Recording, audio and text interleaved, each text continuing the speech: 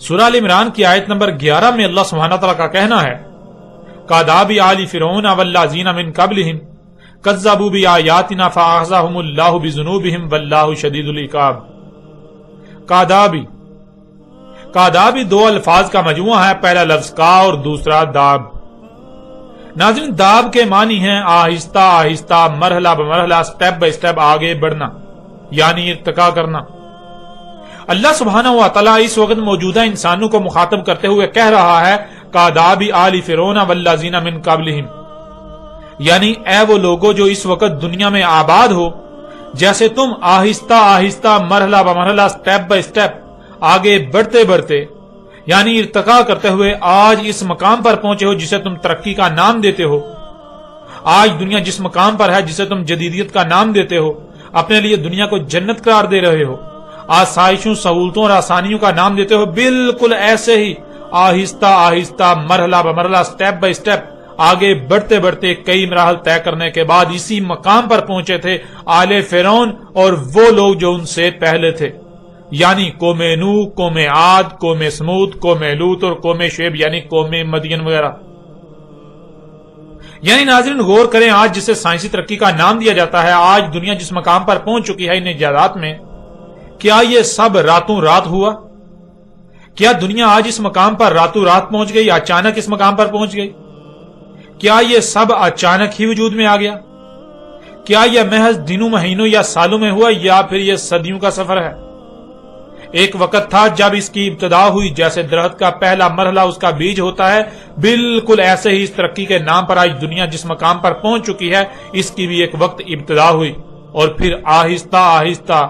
مرحلہ بمرحلہ، step by step آگے بڑھتے بڑھتے کئی مراحل طے کرنے کے بعد آج انسان اس مقام پر پہنچے، آج دنیا اس مقام پر پہنچی۔ تو جیسے آج انسان اس مقام پر پہنچے، بالکل ایسے ہی آل فرعون اور جو ان سے پہلے تھے وہ بھی اسی مقام پر پہنچے تھے۔ جیسے تم ان ایجادات کو ترقی کا نام دے رہے ہو، آسائشوں، سہولتوں اور آسانیوں کا نام دے رہے ہو، بالکل ایسے ہی وہ بھی اسے ترقی و خوشحالی کا نام دیتے تھے۔ وہ بھی اپنے ہاتھوں سے خلق کردہ ایجادات و اسباب کو اپنے لیے آسائشیں، سہولتیں اور آسانیاں قرار دے رہے تھے۔ لیکن سوال یہ پیدا ہوتا ہے کہ کیا حقیقت یہی ہے؟ حقیقت یہی ہے کہ یہ سب ترقی و خوشحالی ہے، یا پھر حقیقت اس کے بالکل برعکس کچھ اور ہے؟ تو ناظرین جواب بالکل واضح ہے کہ نہیں، بالکل نہیں، یہ حقیقت نہیں ہے، بلکہ حقیقت اس کے بالکل برعکس ہے، اور حقیقت تو یہ ہے کذبوا بآیاتنا، کذب کر رہے ہو ہماری آیات سے، ایسے ہی انہوں نے بھی کذب کیا تھا ہماری آیات سے۔ یعنی زمین و آسمانوں میں جو کچھ بھی ہے، تمام کی تمام مخلوقات اللہ کی آیات ہیں۔ زمین و آسمانوں میں جو کچھ بھی ہے، سب کے سب کی تخلیق کا کوئی نہ کوئی مقصد ہے، ان میں سے کچھ بھی، کوئی ایک بھی مخلوق بغیر مقصد کے خلق نہیں کی گئی، اور ہر مخلوق کو جو اس کا مقام ہے اس کے مقام پر قائم کر دیا گیا، جس سے زمین و آسمانوں میں بہترین میزان یعنی توازن قائم ہو گیا۔ اور یہ توازن تب تک قائم رہے گا جب تک کہ ہر مخلوق اپنے اپنے مقام پر رہتے ہوئے اپنی اپنی ذمہ داری کو پورا کرے گی، یعنی جس مقصد کے لیے اسے خلق کیا گیا اپنے مقام پر رہتے ہوئے اس مقصد کو پورا کرے گی۔ اور اگر زمین و آسمانوں میں کسی ایک بھی مخلوق میں چھیڑ چھاڑ کی گئی، کسی ایک بھی مخلوق کو اس کے مقام سے ہٹا دیا گیا، اس کے پیچھے پڑے، اس میں پنگے لیے، تو زمین و آسمانوں میں اللہ کا وضع کردہ میزان یعنی توازن بگڑ جائے گا، اور نتیجتاً زمین و آسمانوں میں یعنی زمین اور اس کے گرد گیسوں کی 7 تہوں میں سب کچھ درہم برہم ہو جائے گا، سب کچھ تباہیوں کا شکار ہوگا، زلزلے آئیں گے، طوفان آئیں گے، آندیاں آئیں گی، سیلاب و سونامی آئیں گے،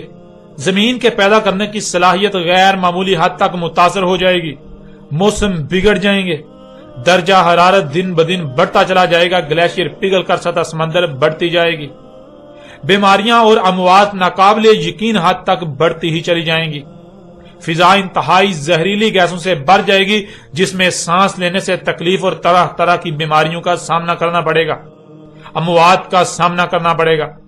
انسان زمین پر بدترین مخلوق کا منظر پیش کریں گے، رشتوں ناتوں کی قدر ختم ہو جائے گی، اختلافات و دشمنیاں بڑھ جائیں گی، جنگ و جدل، قتل و غارت کا بازار گرم ہو جائے گا، دھوکہ دہی عام ہو جائے گی، یعنی زمین اور اس کے گرد گیسوں کی تہوں میں سب کچھ جو کچھ بھی ہے درہم برہم ہو جائے گا، سب کچھ تباہ و برباد ہو جائے گا۔ انسانوں کے ان اعمال کے ایسے ایسے رد اعمال ظاہر ہوں گے کہ قوموں کی قومیں صفحہ ہستی سے مٹ جائیں گی، یہاں تک کہ انسانوں کے انہی اعمال کے سبب الساعۃ وہ عظیم زلزلہ بھی آئے گا جس میں کوئی ایک بھی انسان نہیں بچے گا، اور انسانوں کے انہی اعمال کے رد اعمال کا ختمی نتیجہ بالآخر اس زمین کے جہنم بن جانے کی صورت میں نکلے گا۔ لیکن اے دنیا میں آباد جن و انس یعنی دو گروہوں پر مشتمل انسانوں، ایک وہ جو خود کو عقل مند اور محسنین قرار دے کر اس فساد عظیم کی قیادت کر رہے ہو، دشمنی کر رہے ہو، اور دوسرے وہ جو ایسے لوگوں کے دھوکے کا شکار ہو کر پوری ایمانداری سے دن رات فساد کرنے میں مگن ہو۔ تم اس حق کا انکار کرتے ہوئے اس کے بالکل برعکس وہی کر رہے ہو جس سے تمہیں منع کیا۔ تم یہ ماننے کو تیار ہی نہیں کہ زمین و آسمانوں میں ترقی کے نام پر فساد کرنے سے زمین و آسمانوں میں سب کچھ درہم برہم ہو جائے گا، اور الٹا دن رات زمین و آسمانوں میں فساد کر رہے ہو، فطرت میں چھیڑ چھاڑ کر رہے ہو، مخلوقات کو ان کے مقامات سے ہٹا رہے ہو۔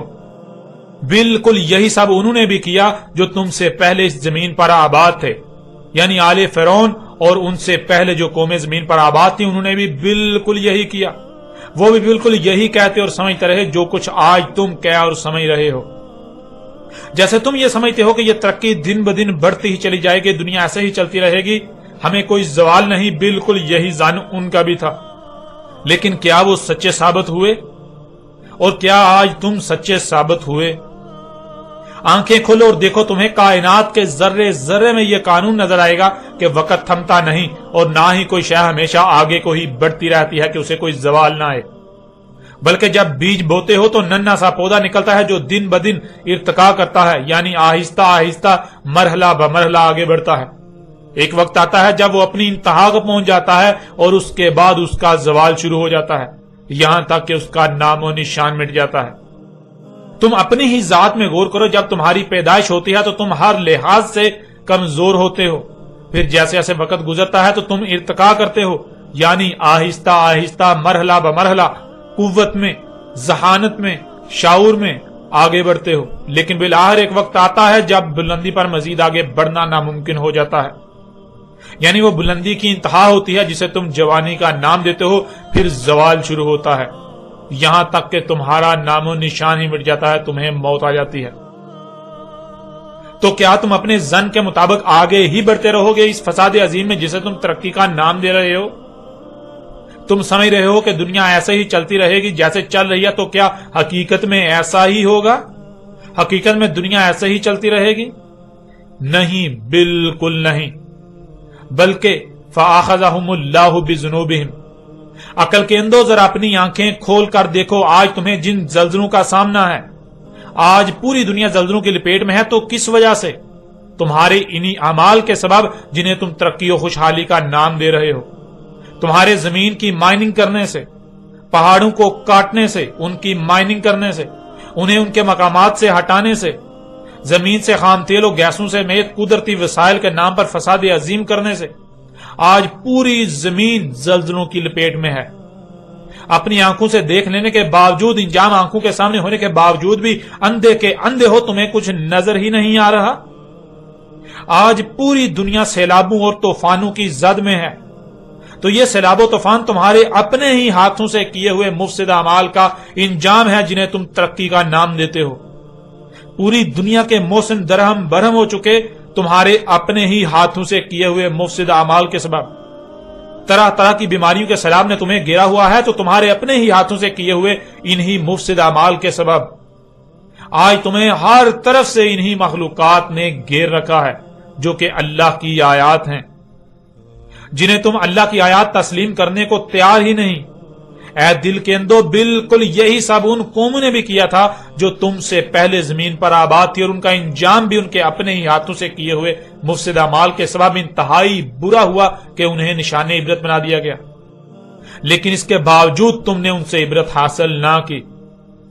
بلکہ تم تو اپنے ہی ہاتھوں سے کیے ہوئے مفسد اعمال کے بھیانک رد عمل اپنی آنکھوں سے دیکھنے کے باوجود بھی عبرت حاصل نہیں کر رہے۔ جب تم اپنے ہی ہاتھوں سے کیے ہوئے مفسد اعمال کے بھیانک رد عمل کو اپنی آنکھوں سے دیکھنے کے باوجود بھی عبرت حاصل نہیں کر رہے تو جان لو تمہارا انجام ان قوموں سے بھی بھیانک ہونے والا ہے۔ عذاب عظیم القاریہ یعنی تباہ کن عالمی ایٹمی جنگ، جس میں دنیا کی 80% سے زیادہ آبادی ماری جائے گی، اس کی ہولناکی کا عالم یہ ہوگا کہ پہاڑ بھی دھول کی طرح اڑیں گے اس میں، وہ بالکل تمہارے سر پر آ چکی ہے۔ اور اس کے تھوڑے ہی عرصے بعد الساعۃ، ایک ایسا عظیم زلزلہ کہ کوئی ایک بھی انسان اس میں نہیں بچ پائے گا، وہ بھی تمہارے سر پر آ چکی ہے۔ اور آگے اللہ سبحانہ تعالیٰ کا کہنا ہے واللہ شدید العقاب، اور اللہ ہے اس کی نافرمانی میں، اس سے بغاوت میں، اس سے دشمنی میں آگے کو بھاگتے ہوئے کو پیچھے سے انتہائی سخت پکڑنے والا۔ واللہ، اور اللہ ہے۔ ناظرین، یہاں سوال یہ پیدا ہوتا ہے کہ کیا ہے اللہ؟ تو اس کی وضاحت تو پیچھے ہی ہو چکی جب یہ کہا گیا کہ تم جن میں پنگے لے رہے ہو، جن میں چھیڑ چھاڑ کر رہے ہو، وہ اللہ کی آیات ہیں، یعنی زمین و آسمانوں میں جو کچھ بھی ہے یہ سب کا سب اللہ کی آیات ہیں۔ جب یہ سب اللہ کی آیات ہیں تو پھر اللہ کیا ہے؟ ظاہر ہے جو کچھ بھی نظر آ رہا ہے یہ اللہ ہی کا وجود نظر آ رہا ہے، اس حد تک جہاں تک انسان کی پہنچ ہے، کوئی اور نہیں بلکہ اللہ ہی ہے اسی کا وجود۔ اور پھر ذرا غور کریں، وہ قومیں جو اس سے پہلے زمین پر آباد تھی، قوم نوح، قوم عاد، قوم سمود، قوم لوط، اخوان لوط، قوم مدین اور آل فرعون میں جتنی بھی قومیں تھیں، ان کو کس نے انتہائی سخت پکڑا؟ اس حال میں کہ وہ ترقی کے نام پر اللہ سے بغاوت اور دشمنی میں تیزی کے ساتھ آگے کو بڑھ رہے تھے۔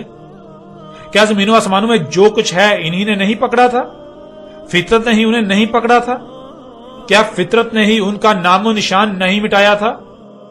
جب فطرت ہی ان کے لیے شدید العقاب ثابت ہوئی تو پھر اللہ کیا ہوا؟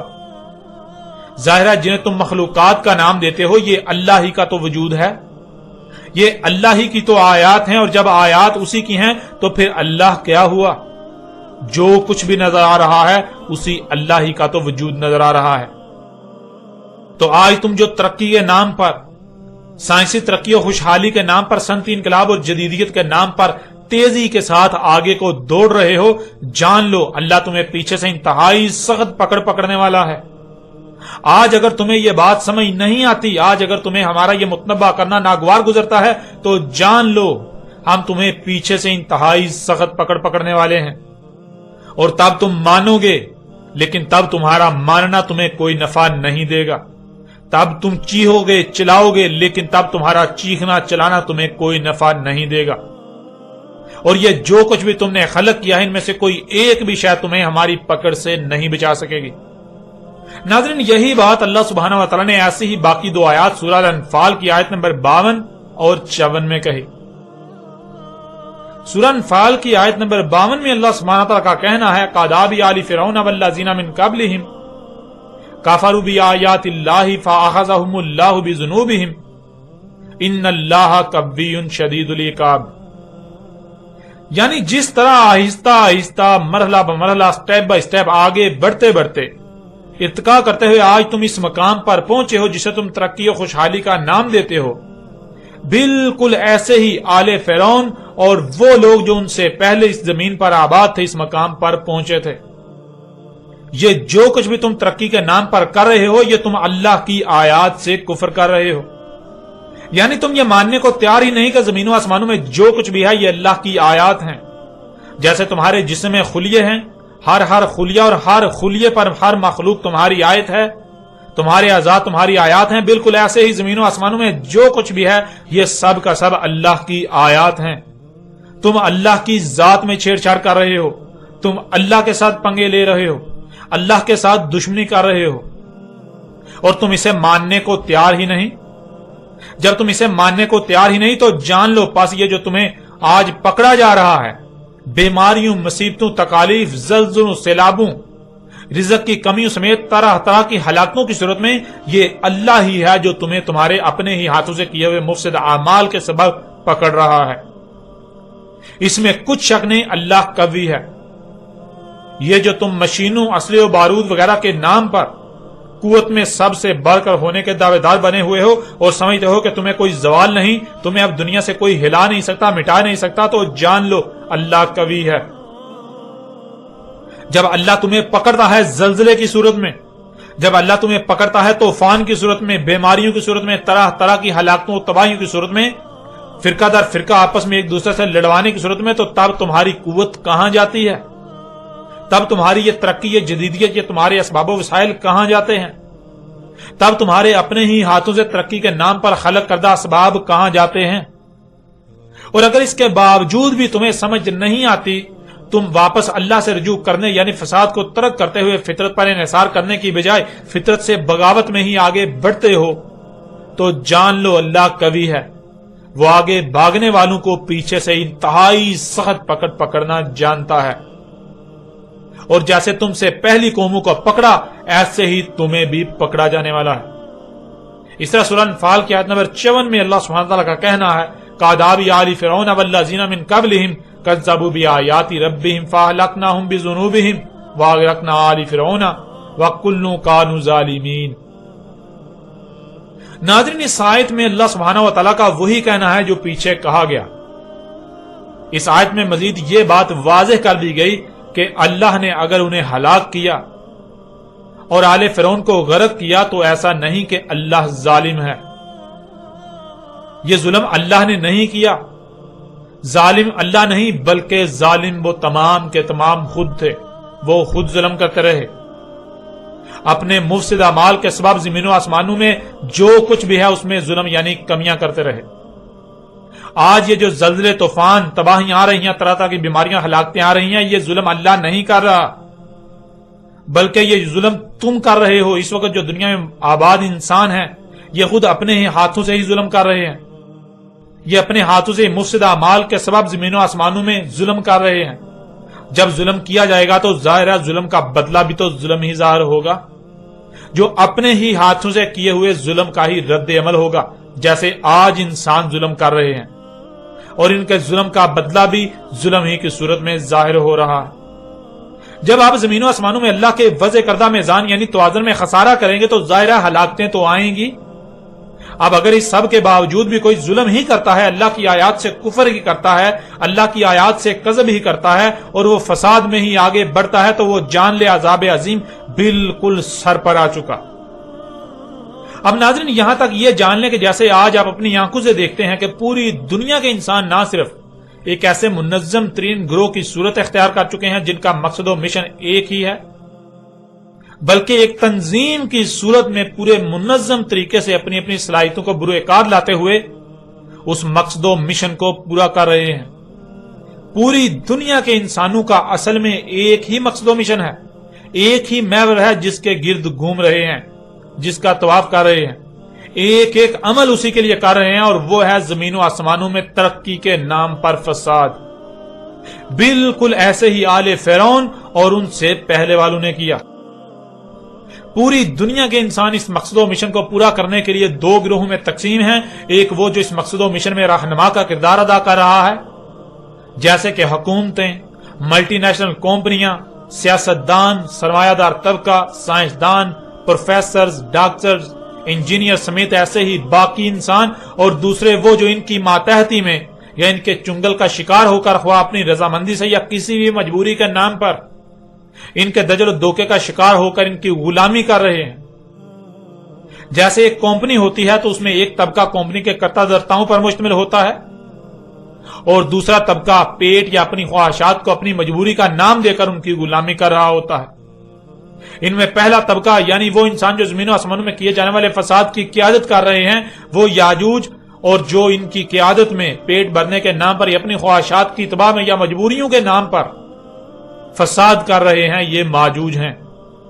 یہ یاجوج اور ماجوج ہی ہیں جو ماضی میں زمین میں فساد کرتے رہے اور آج بھی زمین میں فساد کر رہے ہیں۔ ناظرین، یاجوج اور ماجوج دیومالائی تصوراتی کہانیوں کے کرداروں کا نام نہیں، اور نہ ہی یاجوج اور ماجوج کوئی تصوراتی مخلوقات ہیں، بلکہ یاجوج اور ماجوج تو وہ ہیں جو زمین میں فساد کرتے ہیں۔